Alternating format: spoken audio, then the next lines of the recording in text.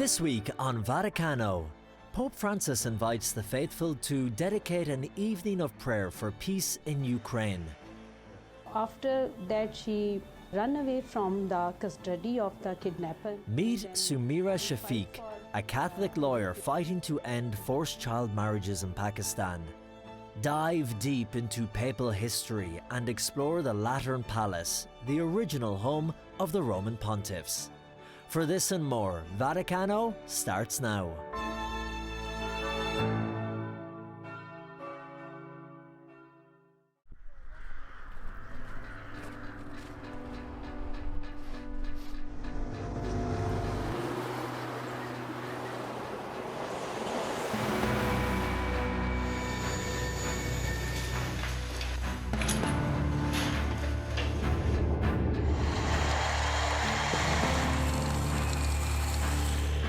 Tensions are still high on the border between Russia and Ukraine, and observers warn that a new war on European soil could take place.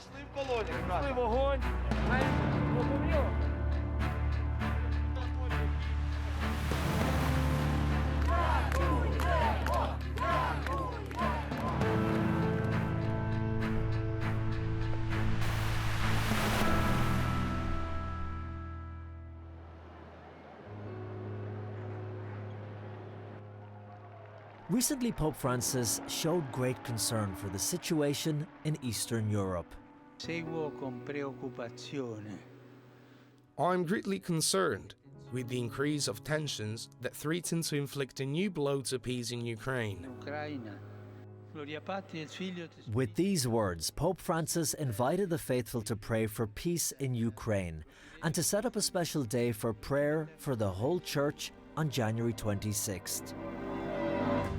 Ukrainian and Polish bishops reacted immediately to the Pope's invitation and released a joint statement saying that the current situation represents a great danger for the entire European continent and that war can never be an adequate means of solving international problems. Tensions have escalated at the Russia-Ukrainian border due to recent talks on making Ukraine a NATO member. Russian leaders consider this a threat and responded by bringing 100,000 troops to perform military drills at its border with Ukraine. As a result, Europe and the US deemed Russia's move as a threat and fear Russia will invade Ukraine. On the day of prayer, on January 26th, during the general audience, the Holy Father expressed his desire that the faithful's prayers would rise up to heaven and touch the hearts of world leaders, so that dialogue may prevail and the common good be placed ahead of partisan interests. Please, no more war. In the afternoon, Archbishop Paul Gallagher, the Holy See's Secretary for Relations with States, presided over the prayer for peace in Ukraine at the Basilica of Santa Maria in Trastevere. The Russian ambassador to the Holy See, as well as the ambassadors of Ukraine and the United States, attended the prayer service also. Archbishop Gallagher prayed, "May the winds of war be silenced, and may the wounds of men, women and children be preserved from the horrors of conflict."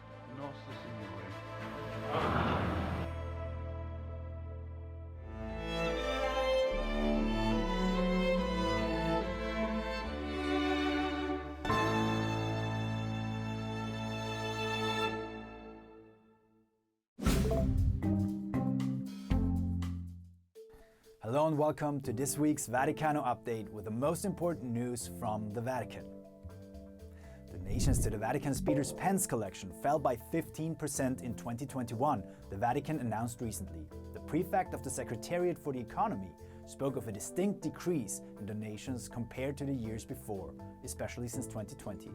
Reasons for that are seen in the pandemic and fewer faithful attending church. The Peter's Pence is the Holy See's annual collection to finance the Roman Curia and the Pope's charitable works.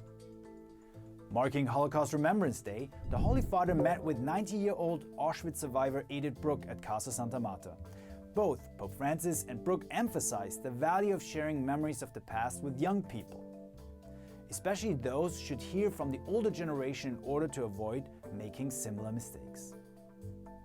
In a meeting with Catholic journalists on COVID-19 and fact-checking, Pope Francis called them to seek and report the truth. The journalists were members of a media consortium receiving funds from Google to report on COVID-19. Pope Francis invited them to fight disinformation. The Holy Father reminded the media representatives to take a stand against injustices and lies and always be in favor of people. Pope Francis appointed 2 new auxiliary bishops for the Archdiocese of New York. At the age of 45, Father Espaillat will be the youngest bishop in the United States. He's the director of the Hispanic Catholic Charismatic Renewal and host of the YouTube podcast entitled Sainthood in the City. Online, he's known for rapping about the gospel. He wants to reach out specifically to young people and inspire them to come to church. The Spanish bishops at Limina visits ended last week. The Holy Father petitioned the bishops to stay close to God through prayer. They also discussed ideological colonization and the Synod of Synodality, encouraging the faithful to get involved in the preparation phase of this global process. Thank you for being with us and enjoy the rest of Vaticano. Andreas Tonhauser for EWTN from Rome.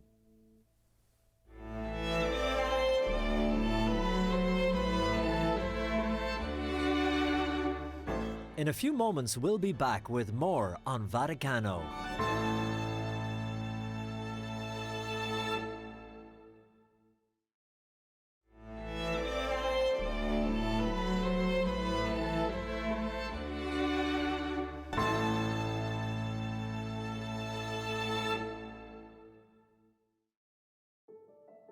February the 8th marks the feast of St. Josephine Bakhita, a Sudanese nun who, as a child, was a victim of human trafficking.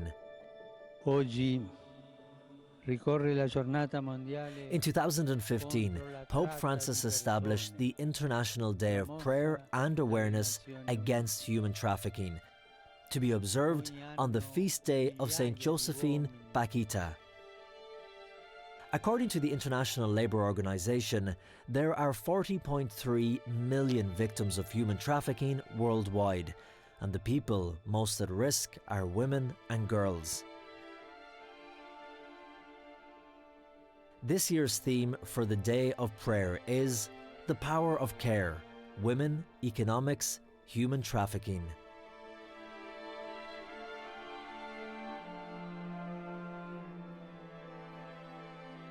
Forced marriages in terms of there is... EWTN's Vatican Bureau Chief Andreas Stornhauser brings us a story of a Christian girl from Pakistan who was a victim of forced marriage and is fighting for her freedom. मुझे ज़बरदस्ती अगवा किया गया था और कुछ papers पे pressurise करके मुझे कुछ पेपर्स पे साइन करवाए गए. Mera, whose identity needs to be obscured for security reasons, was 14 years old when she was kidnapped on the way to school in Faisalabad, Pakistan. She was forcibly married to a man 40 years older than her. Mera's case is not an isolated one. According to human rights groups such as ADF International, she is one of 1,000 Pakistani women abducted and forcibly married every year. But not everyone accepts this. Catholic lawyer Sumaira Shafiq supports Mera in her fight for liberty and justice.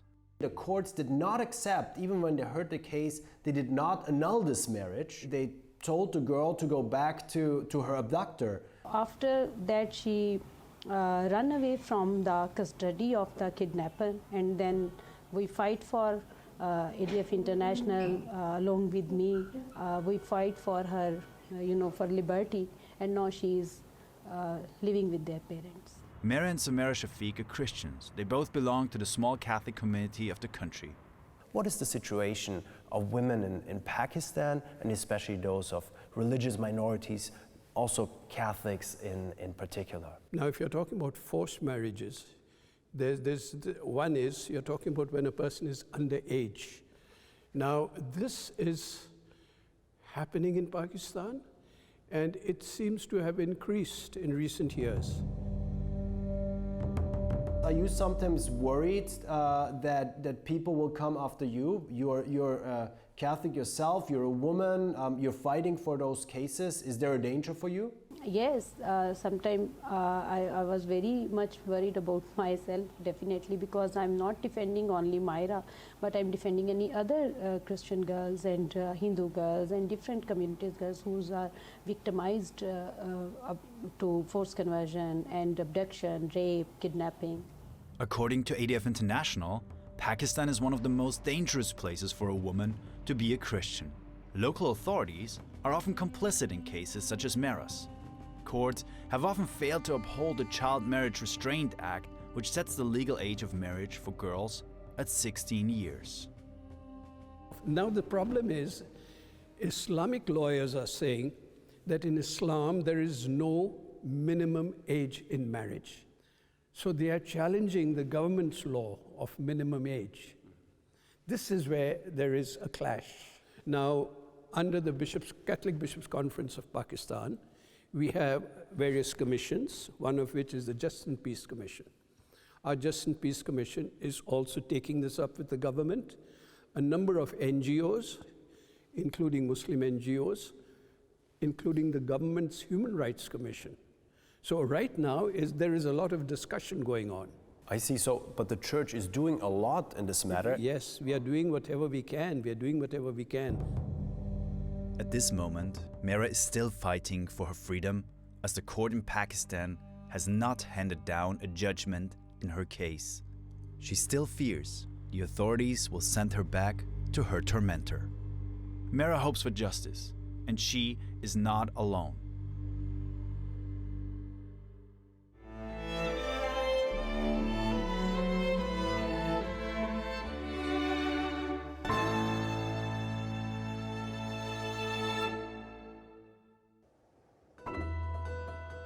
Recently, a report on abuses over the course of 75 years in the Archdiocese of Munich, Germany, was presented, and the report faulted Pope Emeritus Benedict XVI and the current Archbishop of Munich, Cardinal Marx. They and others are accused of mishandling several abuse cases during their tenure. The Vaticano team went back to the archives to see what has been done in the light of growing understanding of the enormity of the abuse scandals and what Benedict has done in order to bring about greater accountability.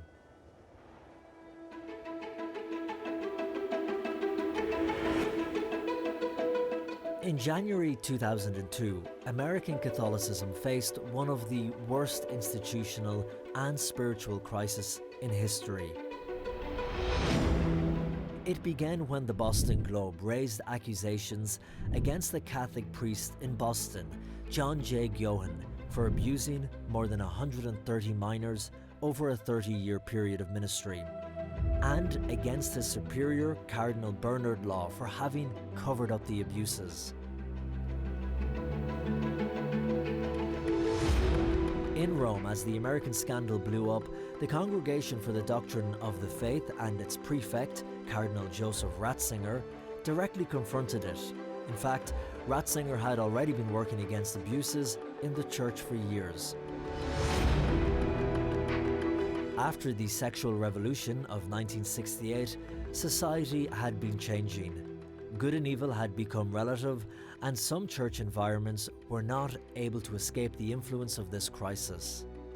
Sociologists are quite suspicious of monocausal explanations, but surely one cause was the 60s, the relaxation of sexual mores, more or less in all milieus, and the idea that sexual experiments were something good and new and modern and brave and to be encouraged. As reports of abuse of minors by clergy increased in the 1980s, it was Cardinal Ratzinger who worked to develop adequate instruments to combat these crimes justly and quickly. In 1988, he requested a change to the Church's Code of Canon Law to speed up and simplify the legal process for suspected cases of abuse. His objective was to protect victims, ensure justice, and sanction predators. Y entonces el Papa, el Cardinal Ratzinger entonces... Then the prefect of the CDF, Cardinal Ratzinger, addressed the Pontifical Council for Legislative Texts. At that time, the prefect was the Venezuelan Cardinal Castillo Laura, pointing out that he found more and more frequently that the resignation from the clerical state was requested as a grace, as a gift, when what was needed was punishment, a process. Punishment because these priests had committed criminal behavior.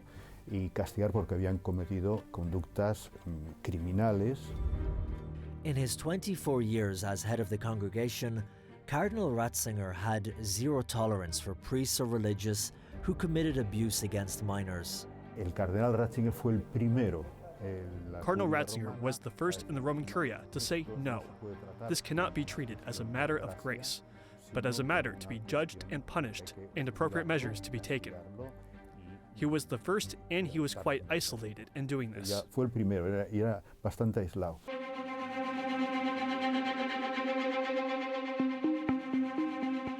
In 2001, Pope St. John Paul II gave the congregation absolute control over sex abuse cases reported to Rome.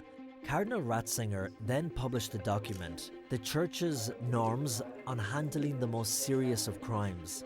In 2010, as Pope, he would make further modifications to improve it. In the final form of this document, bishops were legally bound to report all cases of suspected abuse by clerics in their diocese to the Congregation for the Doctrine of the Faith. The statute of limitations was extended from 10 to 20 years. Abuse of a person over 18 years of age who is developmentally disabled was added as a grave crime, and child pornography was also listed as a crime. In particular, one of the signal achievements would be those that were implemented in 2010. In May of 2010, Sacramentum Sanctitatis Tutela was updated, and some new fields which we're still developing today. In particular, we think of child pornography. Added some new crimes to the definition of the delicts against the Sixth Commandment and the Codes of Canon Law.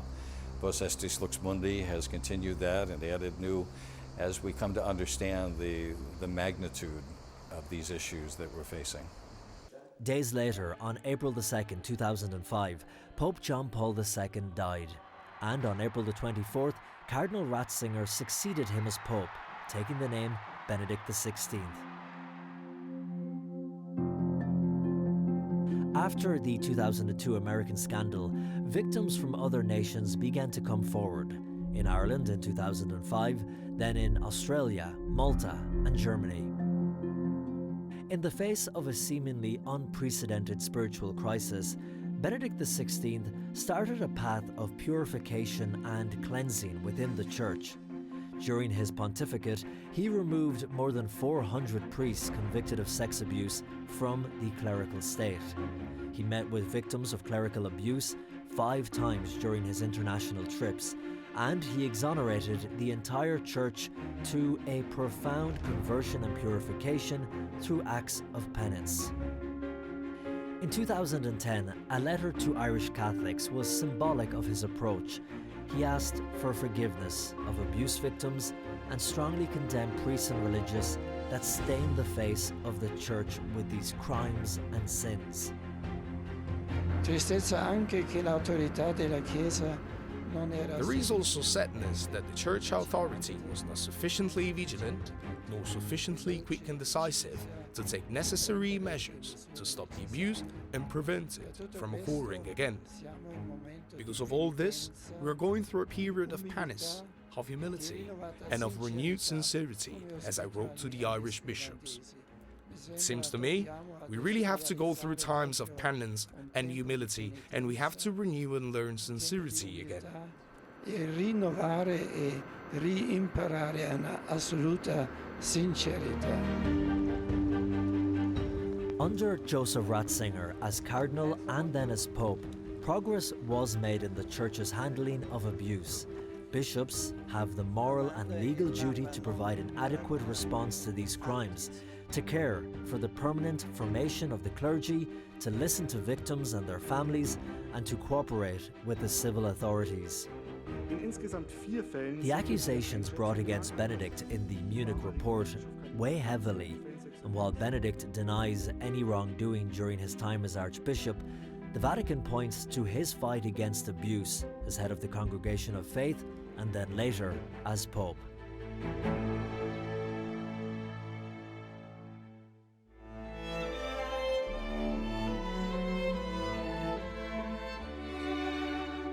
We'll be back after a short break with more on Vaticano.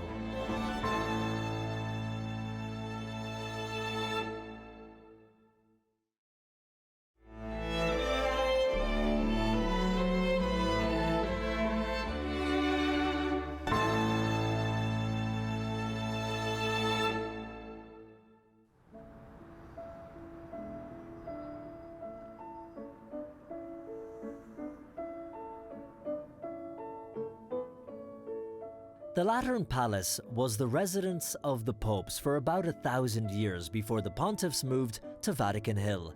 And a few days before Christmas, the palace opened its doors to visitors for the very first time.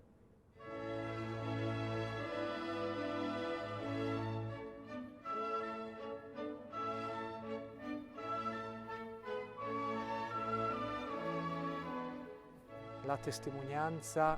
Monsignor Pedretti, Provost of the Lateran Apostolic Palace, guides us inside and starts with the Conciliation Hall, where the Vatican city-state was born.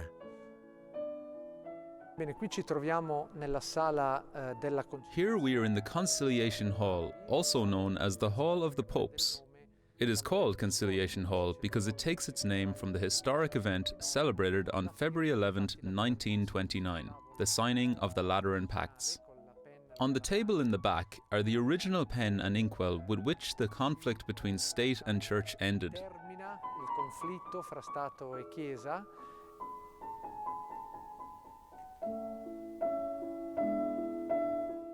Visitors could imagine themselves being the Roman Pontiff, because even the private rooms are now open to visit.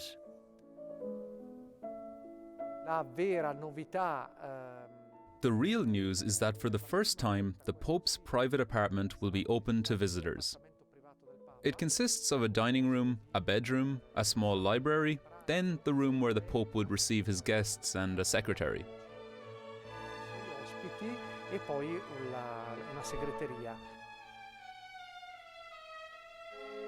Even if the pontiffs have lived on Vatican Hill since the Middle Ages, the Lateran Palace has remained a special place for many popes, such as John XXIII, Paul VI and Pius XII, who, after having aired the first ever radio broadcast of the Angelus from Castel Gandolfo, continued the tradition right here in the Lateran. Ecco, quindi I visitatori passeranno. So then, visitors can pass through all 3,000 square meters of the palace's beauty, completely set up with the help of the Vatican Museums and the Vatican Florist, which was set up in the Historical Museum along with other temporary exhibitions. Today, visitors will have a historical, artistic and cultural path to follow, and it is characterized by the relations between the state and church, between the temporal and spiritual power. I rapporti tra Stato e Chiesa, fra il potere temporale e spirituale. Although the Lateran Palace has not been the papal residence for a long time, there is a fundamental aspect that strongly links the pontiffs to this palace. Ciò che normalmente non si sa è che What is normally not known is that the Ecclesia Mater, the mother church of all churches in St. John Lateran, and it is not St. Peter's. Usually, when pilgrims come to Rome, they think it is St. Peter's because that is where the Vatican is and the Pope celebrates Mass there. Actually, this church is the mother of all churches because in the apse of St. John Lateran is the chair of Peter. The newly elected Pope by the College of Cardinals must, among his first acts, come to celebrate Mass here, which symbolizes taking possession of the chair of Peter as the Bishop of Rome. And he becomes pastor of the Universal Church. Diventa pastore della Chiesa universale.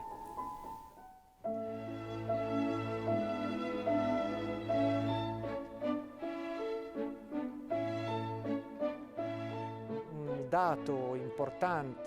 Here is an important fact that is of no little consequence nor accidental. For some time now, Pope Francis has been signing motu proprio and many documents from St. John Lateran, various days, to testify this very deep root of the Bishop of Rome, who, as bishop, is pastor of the Universal Church. Vescovo e pastore della Chiesa Universale.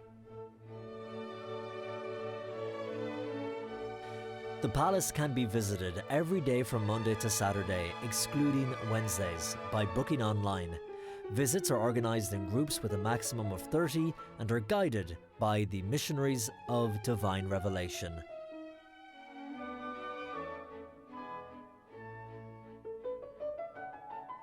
This is a great opportunity to rediscover and relive the history of one of the most important buildings of our Catholic faith.